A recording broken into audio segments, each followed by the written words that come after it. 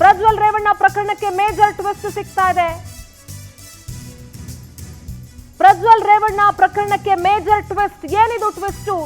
ಹಲವಾರು ಆಯಾಮಗಳಲ್ಲಿ ಎಸ್ಐಟಿ ತನಿಖೆ ನಡೆಸ್ತಾ ಇದೆ. ಪ್ರಜ್ವಲ್ ಅಪ್ಪ ರೇವಣ್ಣ ಮೇಲೂ ಕೂಡ ರೇಪ್ ಕೇಸ್ ಇದೆ. ಜನಪ್ರತಿನಿಧಿಗಳ ಕೋರ್ಟ್ನಿಂದ ಅನುಮತಿ.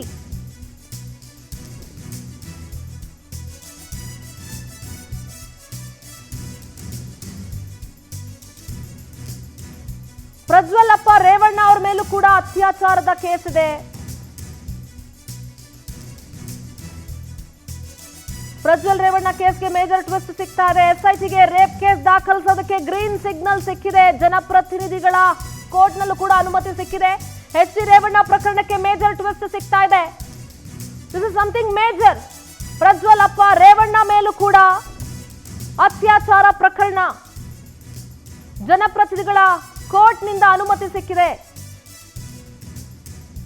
ಎಸ್ಐಟಿಗೆ ರೇಪ್ ಕೇಸನ್ನ ದಾಖಲಿಸೋದಕ್ಕೆ ಗ್ರೀನ್ ಸಿಗ್ನಲ್ ಕೂಡ ಸಿಕ್ಕಿದೆ. ಐಪಿಸಿ 376 ಪ್ರಕರಣ ದಾಖಲಿಸೋದಕ್ಕೆ ಎಸ್ಐಟಿ ಮನವಿಯನ್ನ ಮಾಡಿಕೊಂಡಿತ್ತು. ಈಗ ಮನವಿಗೆ ಅನುಮತಿ ಸಿಕ್ಕಿದೆ. ಎಚ್ ಡಿ ರೇವಣ್ಣ ಪ್ರಕರಣಕ್ಕೆ ಮೇಜರ್ ಟ್ವಿಸ್ಟ್ ಸಿಗ್ತಾ ಇದೆ. ಕರ್ಮ ರಿಟರ್ನ್ಸ್ ಅಂತ ಹೇಳ್ತಾರೆ. ಎಷ್ಟು ಜನ ಸಂತ್ರಸ್ತೆಯರ ಕಣ್ಣೀರು. ಜನಪ್ರತಿನಿಧಿಗಳ ಕೋರ್ಟ್ ಅನುಮತಿಯನ್ನ ಕೊಟ್ಟಿದೆ. ಎಸ್ಐಟಿಗೆ ರೇಪ್ ಕೇಸನ್ನ ದಾಖಲಿಸೋದಕ್ಕೆ ಗ್ರೀನ್ ಸಿಗ್ನಲ್ ಕೊಟ್ಟಿದೆ. ಐಪಿಸಿ 376 ಸೇರ್ಪಡೆಗೆ ಈಗಾಗಲೇ ಇರೋ ಕೇಸ್ಗೆ ಐಪಿಸಿ 376 ಸೇರ್ಪಡಿಸಬೇಕು ಅಂತ ಮನವಿ ಮಾಡಲಾಯಿತು. ಈಗ ರೇವಣ್ಣಂಗೆ ಮತ್ತೊಂದು ಅತಿ ದೊಡ್ಡ ಸಂಕಷ್ಟ ಶುರುವಾಗಿದೆ. ಈ ಪ್ರಕರಣದಲ್ಲೂ ಕೂಡ ರೇವಣ್ಣ ಅವರಿಗೆ ಜಾಮೀನು ಸಿಗೋದು ಕಷ್ಟ ಸಾಧ್ಯ. ಮತ್ತೆ ಜೈಲು ಪಾಲಾಗ್ತಾರಾ ಎಚ್ ಡಿ ರೇವಣ್ಣ? ಹಾಗಾದ್ರೆ ಕಿಡ್ನಾಪ್ ಕೇಸ್ನಲ್ಲಿ ಜಾಮೀನು ಸಿಕ್ಕಿತ್ತು.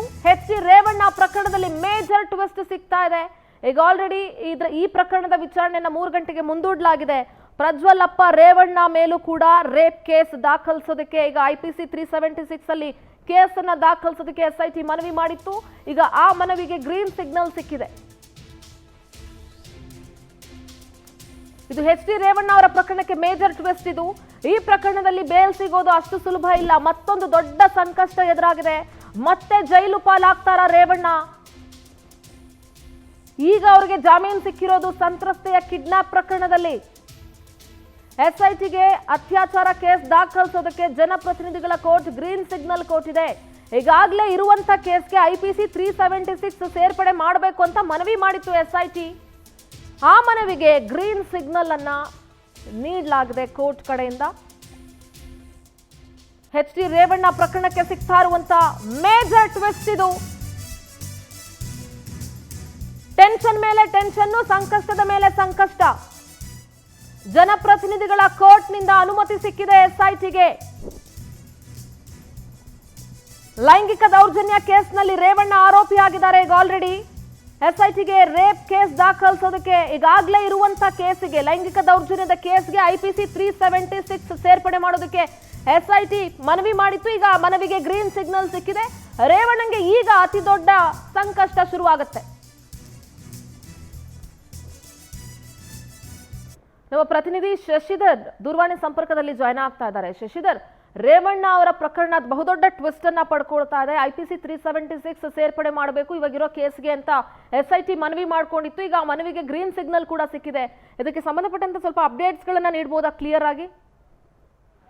ಸುಂದರ, ಏನ್ ಒಳ್ಳೆ ನೇತೃತ್ವದಲ್ಲಿ ಶಾಸಕ ರೇವಣ್ಣ ಮತ್ತೆ ಸಂಸದ ಪ್ರಜ್ವಲ್ ರೇವಣ್ಣ ಮೇಲೆ ಏನು ಅತ್ಯಾಚಾರ ಪ್ರಕರಣ ದಾಖಲಾಗಿತ್ತು, ಅದಕ್ಕೆ ಸಂಬಂಧಪಟ್ಟಂತೆ ಎಸ್ಐಟಿ ಅವರು ಕೆಲವೊಂದಷ್ಟು ಪ್ರಾಥಮಿಕ ತನಿಖೆಯನ್ನು ಕೂಡ ಈಗಾಗಲೇ ನಡೆಸಿದ್ದಾರೆ. ಅದಕ್ಕೆ ಸಂಬಂಧಪಟ್ಟಂತೆ ಕೆಲವೊಂದಷ್ಟು ದಾಖಲೆಗಳನ್ನು ಕೂಡ ಏನು ಸಿದ್ಧಪಡಿಸಿ ಮತ್ತೆ ಸಂತ್ರಸ್ತೆಯ ಏನು ಈಗಾಗಲೇ ಹೇಳಿಕೆಯನ್ನು ಕೂಡ ಪಡೆದುಕೊಂಡಿದ್ದಾರೆ. ಆದ್ರೆ ರೇವಣ್ಣ ಅವರು ಏನು ಕಿಡ್ನಾಪ್ ಕೇಸ್ ನಲ್ಲಿ ಈಗ ಬೇಲ್ ತಗೊಂಡು ಹೊರಗಡೆ ಬಂದಿದ್ದಾರೆ. ಹಾಗಾಗಿ ಇವರ ಮೇಲೆ ಅತ್ಯಾಚಾರ ಪ್ರಕರಣ ಕೂಡ ಇದೆ. ಹಾಗಾಗಿ ಇವರಿಗೆ ಯಾವುದೇ ಕಾರಣಕ್ಕೂ ಕೂಡ ಬೇಲನ್ನ ಕೊಡಬಾರದು ಅಂತ ಹೇಳ್ಬಿಟ್ಟು ಒಂದು ಏನು ಎಸ್ಐಟಿ ಅವರು ಏನು ಪ್ರತ್ಯೇಕವಾದಂತ ಒಂದು ಎಫ್ಐಆರ್ ಅನ್ನು ದಾಖಲಿಸಿಕೊಂಡಿದ್ರು. ಅದಕ್ಕೆ ಸಂಬಂಧಪಟ್ಟಂತೆ ಇವರಿಗೆ ಬೇಲನ್ನ ಕೊಡಬಾರದು, ಹಾಗಾಗಿ ನಮ್ದು ಆಕ್ಷೇಪಣೆ ಇದೆ ಅಂತ ಹೇಳ್ಬಿಟ್ಟು ನ್ಯಾಯಾಧೀಶ ಮುಂದೆ ಮನವಿಯನ್ನು ಕೂಡ ಮಾಡಿದ್ರು. ಹಾಗಾಗಿ ಇದೇ ವಿಚಾರಕ್ಕೆ ಮಧ್ಯಾಹ್ನ 3 ಗಂಟೆಗೆ ವಿಚಾರಣೆ ನಡೆಸೋದಕ್ಕೆ ನ್ಯಾಯಾಧೀಶರು ಕೂಡ SIT ಅವರಿಗೆ ಅವಕಾಶವನ್ನು ಕೂಡ ಕೊಟ್ಟಿದ್ದಾರೆ. ಹಾಗಾಗಿ SIT ಪರವಾದಂತಹ ವಕೀಲರು ಮಧ್ಯಾಹ್ನ 3 ಗಂಟೆಗೆ ಹಾಜರಾಗಿ ಆ ರೇವಣ್ಣ ಅವರ ಮೇಲೆ ಯಾವೆಲ್ಲ ಆರೋಪಗಳಿದೆ, ಯಾವೆಲ್ಲ ಪ್ರಕರಣಗಳು ದಾಖಲಾಗಿದೆ, ಹೀಗಾಗಿ ಇವರು ಏನ್ ಪ್ರಭಾವಿಗಳಾಗಿರೋದ್ರಿಂದ ಇವ್ರಿಗೆ ಯಾವುದೇ ಕಾರಣಕ್ಕೂ ಕೂಡ ಏನು ಬೇಲನ್ನ ಕೊಡಬಾರದು, ಕೊಟ್ಟರೆ ಸಾಕ್ಷಿಗಳ ನಾಶ ಆಗುತ್ತೆ. ಹಾಗಾಗಿ SIT ತನಿಖೆ ಮಾಡೋದು ಕೂಡ ಸಾಧ್ಯವಾಗುದಿಲ್ಲ, ಸಂತ್ರಸ್ತರಿಗೆ ನ್ಯಾಯ ಕೂಡ ಒದಗಿಸೋದಕ್ಕೆ ಸಾಧ್ಯವಾಗುದಿಲ್ಲ. ಮೊನ್ನೆ ಕಳೆದ ಪ್ರಕರಣದಲ್ಲಿ ಕಿಡ್ನಾಪ್ ಕೇಸ್ನಲ್ಲಿ ಯಾವ ರೀತಿಯಾದಂತಹ ವಾದವನ್ನ ಮಂಡನೆ ಮಾಡಿದ್ರು ಅದೇ ರೀತಿಯಾದಂತಹ ವಾದವನ್ನು ಕೂಡ ಇವತ್ತು ಕೂಡ ಮಾಡ್ತಾರೆ. ಹಾಗಾಗಿ ನ್ಯಾಯಾಧೀಶರು ಈಗಾಗಲೇ ನಾವು ಯಾವುದೇ ಕಾರಣ ಕೂಡ ನ್ಯಾಯಾಂಗ ಇದಕ್ಕೆ ತೆಗೆದುಕೊಳ್ಳೋದಿಲ್ಲ ಅಂತ ಹೇಳ್ಬಿಟ್ಟು ಈಗಾಗಲೇ ಸ್ಪಷ್ಟೀಕರಣ ಕೂಡ ಕೊಟ್ಟಿದ್ರು. ಅದಾದ ನಂತರ ವಾದ ಮಂಡನೆ ಮಾಡೋದು ಕೂಡ ಅವಕಾಶವನ್ನು ಕೂಡ ಕೊಟ್ಟಿದ್ದಾರೆ.